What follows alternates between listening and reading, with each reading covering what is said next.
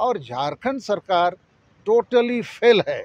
ना स्थानीय नीति बना सकी, ना आरक्षण नीति, ना नियोजन नीति। कि बिना पुनर्वास नीति के, बिना लोगों को न्यायपूर्ण पुनर्वास दिए यदि किसी को भी हटाया जाता है तो संविधान के तहत जो जीने का अधिकार है, right to life with dignity, ये उसका मूल अधिकार का भी उल्लंघन है, खंडन है, गलत है। विश्व सरना धर्म कोड जनसभा हम लोग कलकत्ता में करने जा रहे हैं 30 जून 2023 को।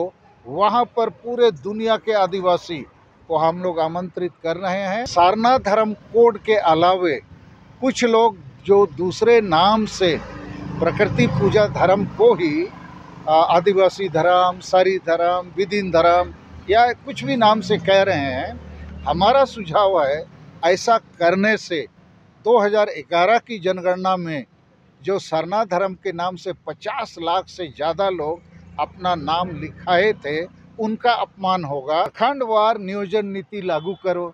सरकार की जितनी नौकरियां हैं 90% हिस्सा ग्रामीण क्षेत्रों को दे दो और प्रखंडवार कोटा बना के उसी प्रखंड के आवेदकों से भरो। ना स्थानीय नीति की जरूरत पड़ेगी, ना आरक्षण की, ना नियोजन नीति की। जितनी पार्टियां हैं और खासकर जेएमएम जैसी पार्टियां, ये आदिवासी एजेंडा के लिए काम नहीं करते हैं और उस मामले पर बीजेपी, कांग्रेस या जो भी पार्टियां हैं वो भी कमोबेश एक ही हैं। उनके पास आदिवासी एजेंडा नहीं है।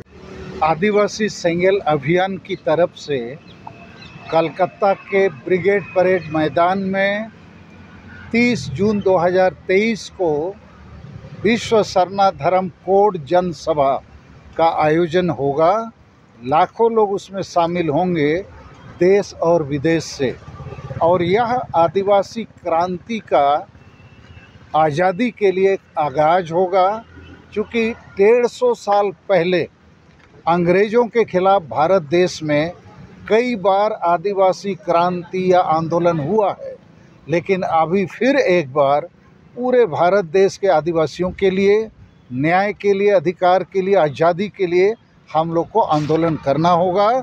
और उसके लिए हम लोग सामाजिक क्रांति, धार्मिक क्रांति और राजनीतिक क्रांति का आगाज करेंगे। और यही हमारा आज के इस प्रेस कॉन्फ्रेंस का मूल मुद्दा है। और धार्मिक आज़ादी के रूप में हम सरना धर्म कोड के अलावे कुछ लोग जो दूसरे नाम से प्रकृति पूजा धर्म को ही आदिवासी धर्म, सारी धर्म, विदिन धर्म या कुछ भी नाम से कह रहे हैं, हमारा सुझाव है ऐसा करने से 2011 की जनगणना में जो सरना धर्म के नाम से 50 लाख से ज़्यादा लोग अपना नाम लिखाए थे, उनका अपमान होगा। और आदिवासी जो प्रकृति पूजा धर्म के नाम के लिए सरना धर्म कोड की मांग कर रहे हैं, वह आंदोलन भी कमज़ोर होगा।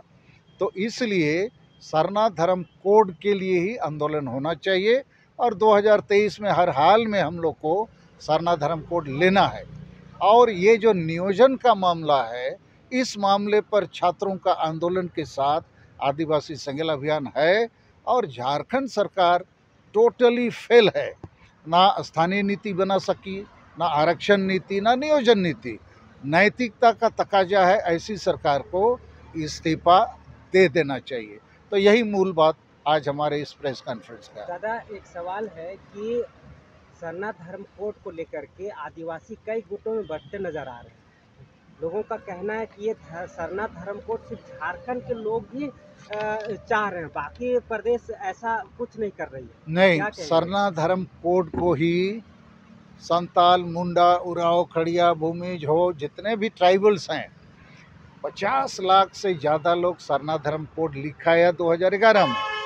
बाकी जो जैसे आदिवासी धर्म कोड 45,000 या बाकी कोई भी गोंडी धर्म, भील धर्म 1 लाख 2 लाख, तो इसलिए 50 लाख कम संख्या नहीं है।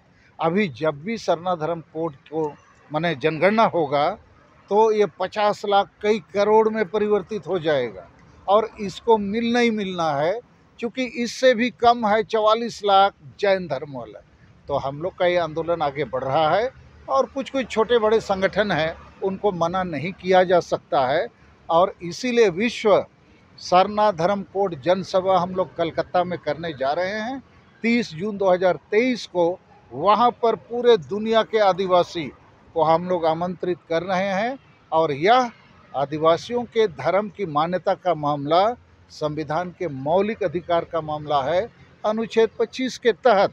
अब पूरा दुनिया के लोगों को हम बताना चाहते हैं कि भारत देश में आदिवासियों को अब तक उनका मौलिक अधिकार, धार्मिक मान्यता प्राप्त नहीं हुआ है, तो हम आज़ाद कैसे हैं। तो धार्मिक आज़ादी की ये लड़ाई है और हम लोग सामाजिक आज़ादी की लड़ाई भी लड़ रहे हैं कि आदिवासी गांव समाज में जो हमारा स्वशासन व्यवस्था है उसके अधिकांश लोग वंशानुगत नियुक्त होते हैं और इसीलिए अधिकांश अनपढ़, पियक्कड़, नासमझ लोग होते हैं। तो वहाँ जनतांत्रिक और संवैधानिक तरीके से लोगों की नियुक्ति होगी तो पढ़े लिखे लोग उस जगह पर दायित्व का निर्वहन करेंगे। और राजनीति में भी हम लोग को आज़ादी चाहिए, क्योंकि अभी जितनी पार्टियां हैं और ख़ासकर जेएमएम जैसी पार्टियां, ये आदिवासी एजेंडा के लिए काम नहीं करते हैं। और उस मामले पर बीजेपी, कांग्रेस या जो भी पार्टियां हैं वो भी कमोबेश एक ही हैं। उनके पास आदिवासी एजेंडा नहीं है। भाषा, जाति, धर्म और ये जो कुर्मी महतो को एसटी बनाने जैसा मामला जो है, ऐसी मामलों को बाकी पार्टी उठाते रहते हैं और आदिवासी जो असली हम लोग हैं हमारे लिए फांसी का फंदा बनाते हैं। तो हम लोग को सामाजिक रूप से भी आज़ादी चाहिए, धार्मिक रूप से भी आज़ादी चाहिए, राजनीतिक रूप से भी आज़ादी चाहिए। आदिवासी किसी भी पार्टी में रह सकते हैं मगर उनको अपना आदिवासी एजेंडा को ऊपर रखना चाहिए। अस्तित्व, पहचान, हिस्सेदारी का मामला है। शिक्षा, स्वास्थ्य, रोजगार ये तो होता ही रहेगा। आदिवासी बचेगा तब ना। और आदिवासी को धर्म का मान्यता नहीं मिलेगा, उसको कोई जबरन हिंदू, मुसलमान, ईसाई बनाएगा तो वो तो अपना ओरिजिनलिटी जो है, जड़ है, उसको तो खो देगा। उसकी भाषा, संस्कृति, सोच, संस्कार, उसका सारा चीज़, रीति रिवाज खत्म हो जाएगा। तो यहाँ अस्तित्व भी चाहिए, पहचान भी चाहिए, हिस्सेदारी भी चाहिए और न्याय के साथ विकास। ये जो विकास के नाम से बार बार विस्थापन, पलायन हो रहा है तो आदमी ही नहीं बचेगा तो फिर शिक्षा, स्वास्थ्य और ये जो विकास किसके लिए। झारखंड राज्य तो बहुत बड़ा सपना था हमारा, शहीदों का सपना, अबुआ दिसोम अबुआ राज। इस झारखंड में आदिवासी खुद मालिक बनने की जगह भिखारी बन गया है।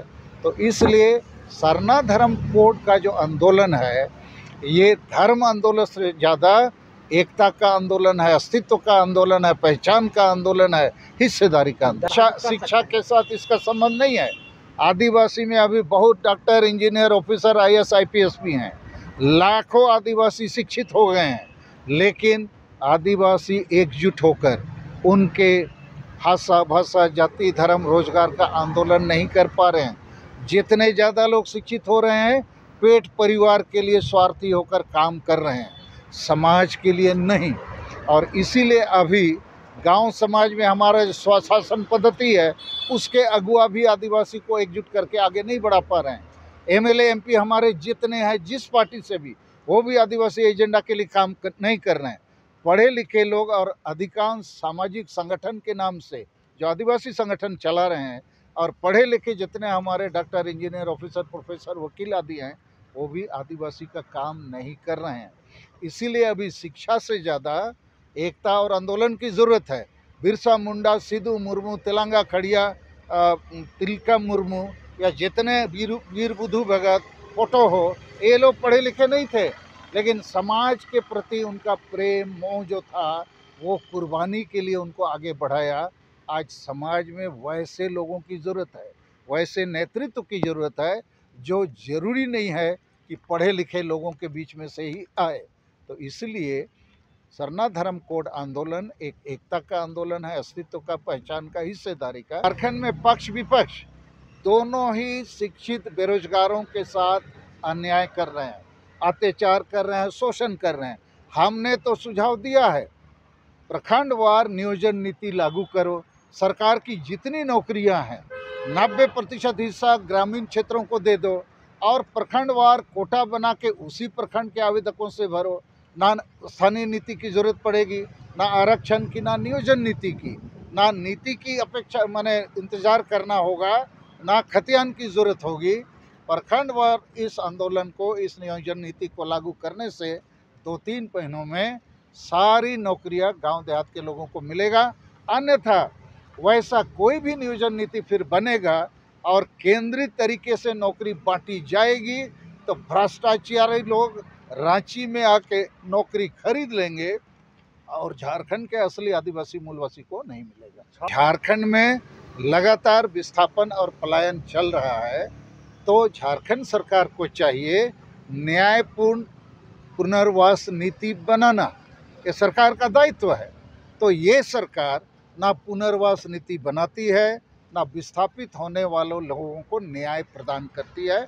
हम इस सरकार के खिलाफ हैं और इसकी निंदा करते हैं कि बिना पुनर्वास नीति के, बिना लोगों को न्यायपूर्ण पुनर्वास दिए यदि किसी को भी हटाया जाता है तो संविधान के तहत जो जीने का अधिकार है, right to life with dignity, ये उसका मूल अधिकार का भी उल्लंघन है, खंडन है, गलत है।